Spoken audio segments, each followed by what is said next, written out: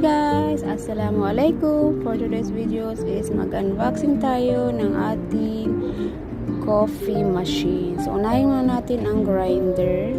Yan yung grinder niya. So, actually guys, sa previous videos natin is, sabi ko nga is bundle yung binili natin na coffee machine. So, meron na siyang grinder.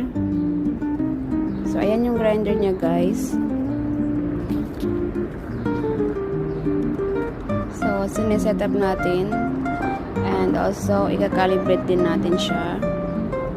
So, ayan, medyo naging syunga kami saglit kasi hindi namin alam na yung takip pala niya.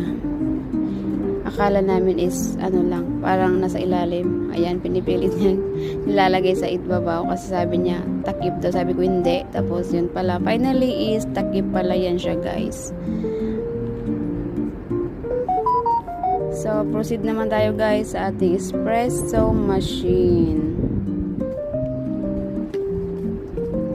So, ayan guys. So, bubuksan na natin yung ating espresso machine. So, ang napili natin na brand is Rocket. Kasi sabi nila maganda daw yan siya.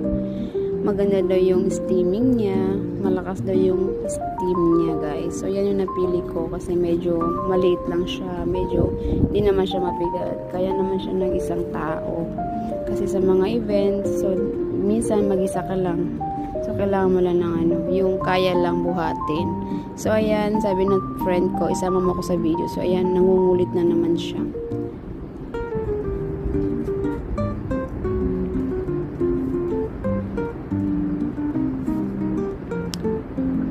Diba? Ang cute.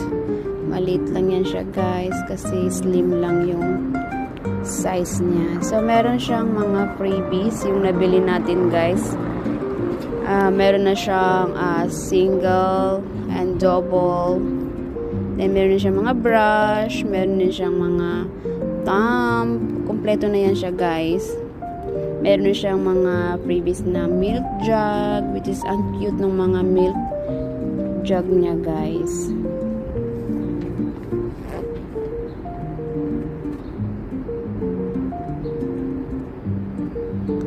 So, yan, is-set up na natin guys yung ating espresso machine.